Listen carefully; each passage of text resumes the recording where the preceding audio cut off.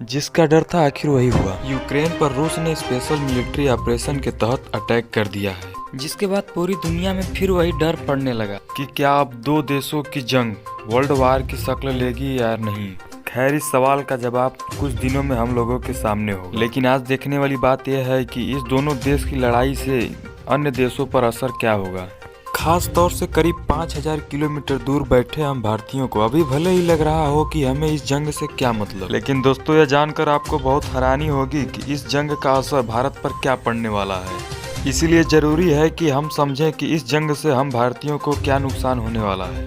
आपको हम बता दें कि भारत देश का यूक्रेन और रूस दोनों के साथ ही बहुत गहरी मित्रता है। इसी कारण भारत के काफी नागरिक इन दोनों देशों में रहते हैं। अगर बात यूक्रेन की करें तो यूक्रेन में भारत के काफी नागरिक पढ़ने के लिए जाते हैं, जबकि रूस में कई भारतीय पढ़ने के साथ साथ नौकरी के तलाश में भी जाते हैं। इसीलिए इस जंग से भारत को तत्काल दिक्कत यह होगी कि देश के नागरिक जो रूस और यूक्रेन में रह रहे हैं उनकी सलामती एक बड़ी चिंता की वजह बन जाएगी। तो रूस के भारतीय दूतावास के मुताबिक करीब 14,000 भारतीय रूस में रहते हैं।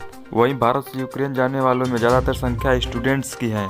अब ऐसे में दोनों देशों में फंसे भारत के लोगों को निकालना भारत सरकार के लिए एक बड़ी चुनौती बन चुकी है। दोनों देशों के हवाई मार्ग लगभग बंद है और लोग बिना सरकार के मदद के महंगे दामों में भारत वापस आने को मजबूर हो रहे हैं। और अब अगले प्रभाव की बात करें तो जो कुछ दिनों में दिखाई देने वाला है, जो एक तरह से क्रूड ऑयल के आसपास दिखाई देने वाला है। क्रूड ऑयल वही तेल है जिससे पेट्रोल और डीजल निकाले जाते हैं।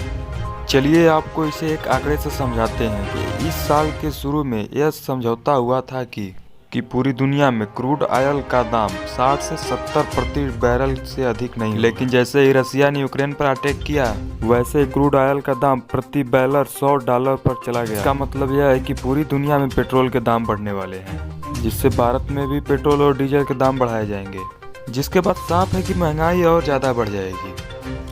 आगे की खबर जानने के लिए हमारे चैनल को सब्सक्राइब कर लो और पार्ट 2 का इंतजार करें। धन्यवाद।